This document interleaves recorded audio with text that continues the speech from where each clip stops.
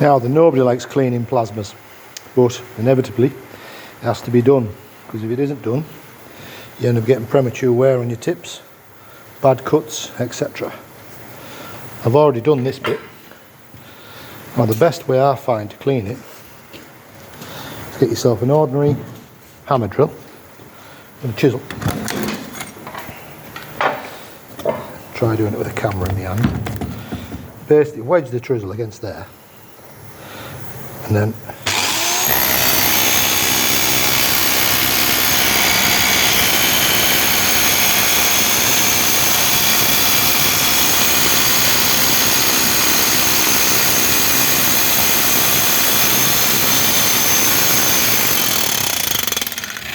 you might have to do a bit further up.